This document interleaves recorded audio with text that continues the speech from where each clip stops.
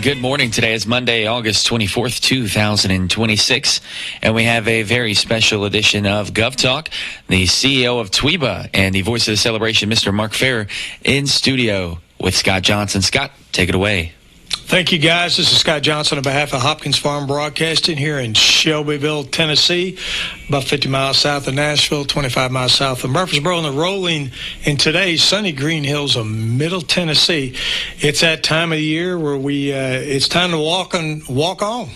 And today we have a very special guest here, one of our walking horse organizations, Mark Farrar, who's the CEO of the Tennessee Walking Horse Breeders and Exhibitors Association. Good morning, Mark. Good morning. How are you? Not too bad. Mark's coming to us remotely. He's actually working a horse show in Louisville, Kentucky, right? I am. I'm here at the Kentucky State Fair, and the World's Championship Horse Show, and I'll do it until I head to Shelbyville on Wednesday to kick off the celebration. Roger, Dodger, that. Hit that road, brother. Talk a little bit about, just for our listening audience, Mark, and I know you do this every year, but kind of what TWIBA is all about and the history of the organization that you're the CEO of. Yeah, so simply put in our mission statement, we talk about, we're here to preserve, protect, and promote, Tennessee walking horses, and, that includes a lot. And it especially includes a lot when you consider that, Tennessee walking horses are found around the world. 29 different countries have walking horses alive and well in those countries right now today, registered Tennessee walking horses. And every one of them is registered through our office in Lewisburg, Tennessee, and they have been since 1935.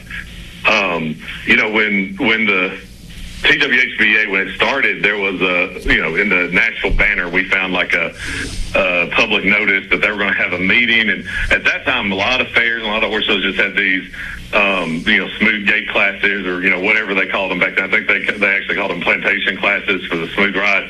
And there wasn't a name, there wasn't a breed. And so they put a public notice like, hey, you got these horses, we're interested in forming a breed and a registry and start, getting organized and, come to this meeting. And the reporter from the Nashville Banner just said, hey, if they're successful in this, one day people all over the world will know about Middle Tennessee because of these horses. And that's true. People everywhere know about them now. When we go to Germany, the week after the celebration, we'll do our European Championships. And at the Whitcraft Castle, where the show is held, they'll fly the Tennessee flag over the castle the week we're there. It's pretty cool. People really gravitate toward the Tennessee part of the Tennessee walking horse. Well, I know, and I've actually met some of the exhibitors that are from Germany that come here, right? Yeah, I know. We've got our board members from Germany and Mexico will be at the show. I think there's some folks from Israel coming. There's always, of course, Canada is always there. There's always people from different countries. It's pretty cool. And but the biggest thing, back to your original question, I got off on that, but back to your original question, the biggest thing we do is we register, every Tennessee walking horse in the world. And, since we started in 1935, that's roughly 600,000, Tennessee walking horses that have been registered through our office. And, to do that, you fill out all the paperwork. And, in modern times these days, you have to submit a DNA sample of the horse you want to register, and we verify that it is from the sire and the dam you say it is. So, when we say we've got all these, century of selective breeding, that's true. And we've really tried to protect the integrity of that registry over the last 90 years. For our listening audience, Mark, just kind of explain, why is it so important that they register their walking horses and have you guys track them? There's a lot of reasons. First of all, if you're in the business and you think you may want to sell it, horses are, even if you're selling them online, in these online auctions, horses are more valuable if they have a verified set of registration papers with them, right? So people know what they're getting. They know if you say this is a Tennessee walking horse and it's by this stallion, if it's got a set of TWHBA papers with it, then you can take that to the bank. That's what it is. So, that's valuable. And, people love these horses like they do their family. They want them, to have every advantage that they can. So, Having that set of papers and the lineage of your horse, that's just what people want. So there's, if you're showing, of course, you want to register it because you wouldn't be able to show without it, and you want to compete for high points and stuff like that. But even if you trail ride, we've got programs and distance programs and mileage, or not mileage, but distance programs for trail horses and people who just trail ride. So all of that is available to people who have registered Tennessee walking horses. Roger Dodger, where are you guys headquartered, Mark? Lewisburg, Tennessee. We started there in 1935, and we've been there ever since. I do think I was at the Lewisburg Rotary Club a couple of weeks ago, and I do think people there, they drive by the building and stuff, but they have no idea that for 90 years 600,000 sets of registration papers have gone out and been mailed all over the world with a Lewisburg, Tennessee return address. So there's people everywhere that's heard of Lewisburg that probably can pick it out on the map.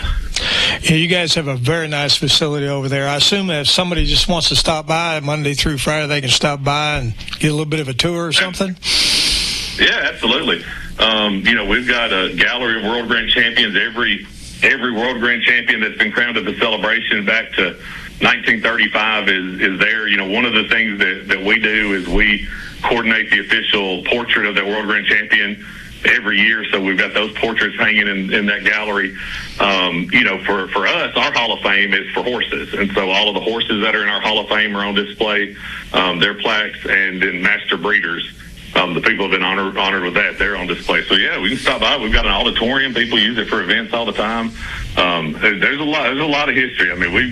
The 600,000 horses, we've got all the paperwork associated with them too. So, the Hall of Fame, the very first one was Trigger Jr. was the very first horse that was inducted into the Hall of Fame. And you go back, we've got the original registration papers. Really?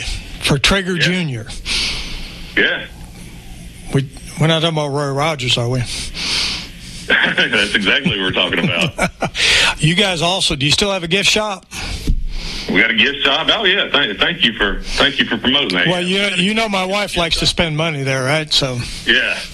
Well, if people have heard, we really do a good job at the celebration. I think since the 50s, we've had an office on the celebration grounds. That's open during the show. So it's open every day from 9 a.m. to 9 p.m. there on the celebration grounds where people can do memberships, they can shop the gift shop, they can take care of registry business and do that all from our satellite office. So the gift shop is in Lewisburg, but during the celebration, it's there as well. Now, you guys, you talked a little while ago, you guys have a board of directors, and they're from all over the country and the world. Is that correct? That's correct. From Mexico, Israel, Germany, they're Canada, and then, of course, for the United States. Roger Dodger that. Let's transition, Mark, and talk a little bit about the 88th annual Tennessee Walking Horse National Celebration coming up starting this week. What do you think? Yeah, and it's a good segue for a new piece of knowledge I've had, since I was with you last time. So we were a part of the opening of the Tennessee State Fair last week. Of course, it's in Lebanon now, and Tennessee is the official state horse of the state of Tennessee. So we provided 2 walk-in horses for the Commissioner of Agriculture and the Commissioner of Tourism to ride in the opening parade of the state fair. And so it kind of got us doing a little research on the state fair and our association with it. And, the celebration started in 1939, and as you just said, it's the 88th annual. Our registry started in 1935. And at that point, of course, there was, the reason I started one is because there was growing interest in these horses, and people were already showing and winning. And they were, before the celebration, the Tennessee State Fair was what our association recognized as the show to crown the champion Tennessee walking horse. So for several years, that's who we recognized as our breed's champion, was who won at the Tennessee State Fair. Until the celebration came, and since 1939, we've recognized that as our breed's World Grand Championship. But I thought that was a little interesting tidbit, and you go back and you research, a lot of the, back in the 30s, man, horse shows were being held at Madison Square Gardens and stuff. I mean, they were a big deal. So you can find a lot of old press coverage, of those shows and shows throughout the year from Smyrna and everywhere leading up to the championship, and then of course the Tennessee State Fair being that championship for years. I thought that was cool. And the other thing is, the reason I got on down that rabbit hole is last week also they erected a monument in Columbia, a historical marker, for Haynes Peacock, which was the 1940 and 41 World Grand Champion. So that was the second and third celebration. And Haynes Peacock was, from there in Murray County, a place called Haynes Haven, and that's now General Motors, and that barn is their visitor center, and they put up a marker to honor Haynes Peacock. And it did get me thinking, we were at the 88th celebration, and, that horse won the show 86 years ago. And 86 years later, a whole bunch of people that weren't even around then were all standing around with a historical marker to celebrate that horse. 86 years after they won the show. We're still talking about it, and people are putting up markers to celebrate that accomplishment. And that really had me thinking, what a big deal the celebration is. Right, they to get to that point in 1940 and 41, they first had to make the decision that they took an 11-year-old horse they were using on the farm and trained it to show in 1939. It made its first show ring appearance. Then they decided to go for the World Grand Championship in 1940. They had to decide who was going to ride it. The judges had to decide to place it. All these decisions had to be made, but those decisions all mattered, and 86 years later, we're still talking about them. So, I do think, for us in Shelbyville who drive by the celebration grounds every day, it's just part of our life. But it's a big deal. And the fact that this many years later, people still care and, still celebrate it, I think is amazing. Speaking of being part of your life, let's talk a little bit about your family's history and involvement with the celebration, Mark. I mean, you're not the first one to get involved in your family with the walking horse industry. Why don't you go back to the start of the celebration? Your family does. I do. So both of my granddads showed at the first celebration. One of them won the Weanling World Grand Championship, and the other won the five-gated pony class. He was a juvenile rider. But that's a long history. But then my great-granddad was, one of the four people who are credited with helping found the celebration. His name was Clyde Tew. He was with the Rotary Club, and as you know, it started then as a miracle in Shelbyville and a community miracle, but it also, started as a part of the Civic Club, the civic organization, to help get it off the ground. So, that was probably why he got involved, I'm guessing. So yeah, we go all the way back to the beginning. It's funny because all my talk about Haynes Peacock and Haynes Haven and 86 years later, I mean, I do, I've been wondering here the last few days, man, that'd be, one of the things that you could go back in time, and tell somebody hey, man, your grandson or your great-grandson might be announcing it one day. That's pretty cool. They probably wouldn't have believed it, but it's pretty cool to think about. And it makes you wonder, well, what we're doing now, and if we're making good decisions, and who's gonna come along next, right? Oh, absolutely. And I think when your dad, the ringmaster, right there for many years, and for over 40 years. I think your mom worked in center ring for quite a bit, right? At She one did. time. She did. A long history there of your family being involved, and now you, of course, being the not only the Tweeba CEO, but also the main announcer at the horse show the next week and a half. Yep. Roger. Yeah, it's awesome. I've got a front row, one of the best seats in the house, right? You really do. Exciting this year. Well, look at what's going on this year, and you've probably seen the press releases from the celebration, but the sponsorships are more than they've been in the last 6-7 years. That's just one of the indicators used by the board of directors on how it's going to be. Box seat sales right now are tracking to be better. I mean, the sales aren't done yet, but they're tracking to be better than last year. And a number of horse entries are actually more than they've been in roughly a decade, I think. So what do you think about think about all that? I think it's awesome, and the championship class. I mean, the horses that have entered. I mean, we don't know who's actually going to show because people, tend to make those decisions closer to the day of the class. But And the ones that are entered, I mean, we've got some big time people going head to head in some of these classes. I mean, I think it's certainly big talk that the two most recent world grand champions, Cavender and Justified Honors, are both entered in the Age Stallions preliminary class on the first Saturday night, which is the qualifier for the World Grand Championship on the last Saturday night. So they're both entered, and that's really got a buzz. And then there's still several other, I think serious contenders that are entered, in that class along with them. So it could be, that's. I don't know that those two horses have ever shown against each other, but anyway, it's going to be exciting. There's definitely a lot of excitement going on. Talk a little bit, Mark, about the, one of the things that you were mentioning, people in Shelbyville a lot of times, the population in Bedford County has doubled over the last 20, 30 years. So a lot of folks that didn't really grow up here have moved here, right? So they didn't necessarily grow up with the celebration like the rest of us did. The economic impact of the celebration in those 11 nights or so. Talk a little bit about that. You probably know those numbers better than I do, but I know, what is it, $28 million just for the celebration alone is the economic impact to Bedford and surrounding counties.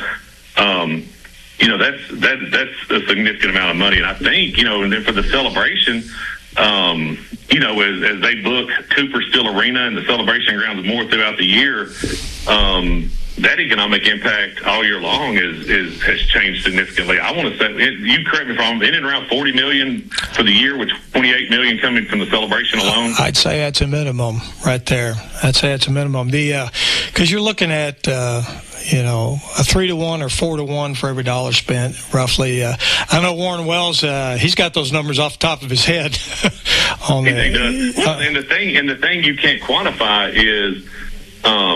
And again, the Columbia Rotary Club, when I was there recently, the thing you can't quantify is the other ways it's improved our communities. So, that number is a reflection of tourism dollars and what people spend when they're actually at the show.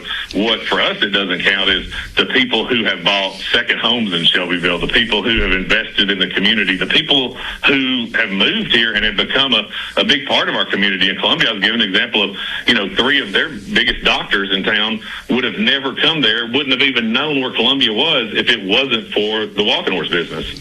And Shelbyville can point to a lot of, think of all the people in our community that are here because of the walking horse business. So that stuff like that you can't quantify. It would go way beyond that $40 million.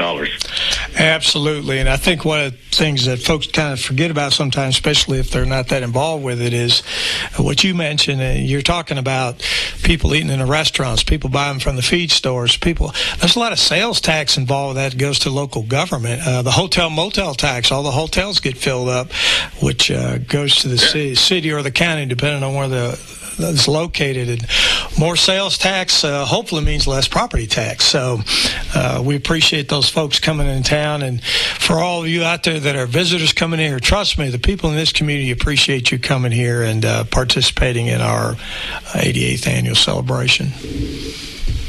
Absolutely. And while you're speaking to all those folks coming to town, I do want to make an announcement for folks that are in Shelbyville or not. If you're just somebody that maybe is even on the peripherals of the celebration, or you just enjoy a good horse show, or you want to learn more about it, we're doing 2 things during the celebration for youth this year that I want to make sure folks know about, because the community's invited, the youth in the community are invited. One is the first Sunday we do a thing called Lunch with the Legends, and we bring in different trainers and who our youth board has selected as legends, and they do an autograph session, they get the pictures made with them, we do a panel discussion, they ask them questions. So that's always a fun event, and that's on the first Saturday from 11 to 1, or the first Sunday, the only Sunday from 11 to 1. And then on the last Friday of the show, which would be September 4th, we're doing this is the first time we've done it, we're doing kind of a behind-the-scenes tour for youth. So youth will meet at 12:30, they'll get lunch, then they're going to get to walk down the chute and into the big oval. They're going to meet with Charles McDonald out there. They're going to meet with the organist, Jay Brantley. They're going to talk to a couple of judges. They're going to see all the preparation that's going into setting up center ring for the night. They're going to walk up to the press box, see the spotlight. They're going to go to the trophy case. They're going to go to the Optimist Club, see how donuts are made. They're going to go to the winner's circle, have their picture made with a horse, and all of that's open to any youth who's interested in just learning more and more to know more. And both of those events are free. So do they just need to show up at that time at a certain location, or how do they register to do that? I mean, honestly, if they show up, we won't turn them away, but they can register. You can go to twhbea.com and then go to /legends, and you'll register for Lunch with the Legends, or go to /backpage, or backstage, twhbea.com/backstage, and you'll register for the behind-the-scenes tour.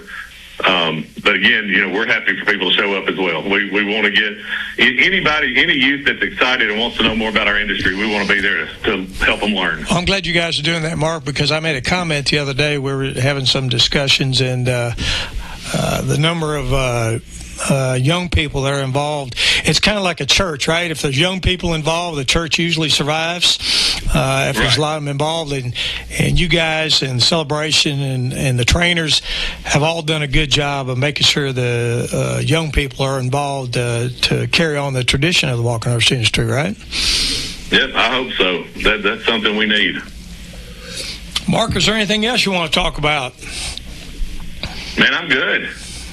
I hope to see a lot of folks there. I think it's going to be an exciting celebration. I think people are really going to enjoy their time there. I do think this is going to be one of the celebrations that we talk about for decades to come. So I'm excited, selfishly, to have a front row seat to all of that. But I hope other folks are excited, and I hope they come and enjoy it.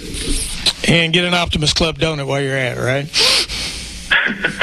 At least one. I mean, I'm not. I'm amazed that man, people come from all over to get those donuts, don't they? Oh my God! So you said talking about I'm in Louisville, so I'll actually come back to Louisville on Friday and Saturday of the celebration. I'll do the nights in Shelbyville and the mornings here, and but one of the requirements of my job here is that when I return the next morning, I have to bring Optimist Club donuts with me. See, there's a prime example of what I'm talking about. That's a great tradition as well. We appreciate that, and because that just goes back to you mentioned it earlier in this program, the long tradition of civic clubs being involved with the celebration. I know for a lot of them, it's their main fundraiser for the whole year to give back to different things in the community, right? Right. Yeah. I mean, that's the Shelbyville Civic Clubs. They've really got a special gift there. I mean, a lot of civic clubs, have to plan a lot of little fundraisers during the year to be able to do what they need to do in the community. But ours can do one big fundraiser during the celebration and run a concession stand or whatever, and it can take care of them. I mean, you think about, when I was in high school, we'd have to work the quarterback club, booth some nights, and you had that, and, they were paying for uniforms for the teams, and they got the band boosters over there. They're taking care of what the band needs. The Kiwanis Club's, doing stuff. The Lions Club is doing stuff. I mean, it's amazing the way that impact has affected this community over the years. When James Bomer was, what do y'all call it? You're a Rotarian. What do you call it? The international governor, I guess? Is it governor? I forget the title, but he was in charge of it for the whole world. How's that? When he was the main guy at Rotary. For the whole world. One of Rotary's big initiatives was the eradication of polio. And, Rotary put a lot of resources behind doing that all over the world, not just here, but all over the world. And, at that time when he was international governor, if that's the correct term, he, there's a lot of horse shows going on around the country, a lot of them put on by civic clubs and a lot of them by Rotary clubs. And, he really made the case that the horse world and the Tennessee walking horse world through, the Rotary's involvement at the celebration, had made great strides in eradicating polio around the world. So, I mean, if you take it from, selling your hamburger at the concession stand, but the reach and impact of it when you're helping, stop polio, that's huge. And, but that was something he always gave the horse industry credit for. Roger does that. What a great man, too. I remember him.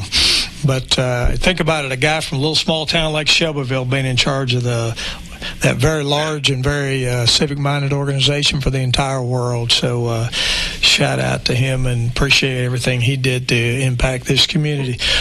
What we've just done, Scott, is we've given people who like walk up to the Optimist Club and think, man, I just need one donut. We've really given them permission to go ahead and buy the full dozen because, I mean, you're helping people, right? At the end of the day, because it goes to a civic club. So really, getting that full dozen, it helps people. And the same, go ahead and get an extra country ham sandwich from the Community Lions Club. I mean, because at the end of the day, you're really helping people, and that's what it's about. Absolutely, absolutely. So we've talked a little bit about everything, the history of Tweeba and what's going on at Celebration this year and the civic clubs and the commitment of your family to be involved with Celebration for, over 80 years itself, right? So is there anything else before we go off the air here, Mark? I know you're busy and you got to get back to the show there. No, that's it. I really am. I'm sincere when I say I think it's going to be one of the best we've had in a long time, and I'm genuinely excited for it. Folks, everybody else is too, and I hope I see them there. Mark, we appreciate you calling in. We've been talking to Mark Farrar, the CEO of the Tennessee Walking Horse Breeders and Exhibitors Association, which is headquartered in Lewisburg, Tennessee. Monday through Friday, stop by and see what's going on with those folks over there and the impact they have in the walking horse industry. We've got the 88th annual Tennessee Walking Horse National Celebration starting this week and running through Saturday of Labor Day weekend. It's going to be an exciting time. Come on out. There's still tickets available and see a great show and have a lot of camaraderie. It's one of the things we didn't talk about is people, if they haven't been around a Tennessee Walking Horse Show plus this celebration, this is a very, very family-oriented special event. So come on out with your families and enjoy it and see some of your local neighbors and friends. We appreciate all the visitors coming in from out of town here and competing for various championships here at the 88th Tennessee Walking Horse National Celebration. This is Scott Johnson on behalf of Hopkins Farm Broadcasting here in Shelbyville, Tennessee. Until next time. Kincaid's is proud to offer Beauty Rest Black to our customers. Beauty Rest Black represents a leap forward in bedding with sleep climate technology keeping you cool, and triple-stranded pocketed coils give you luxurious support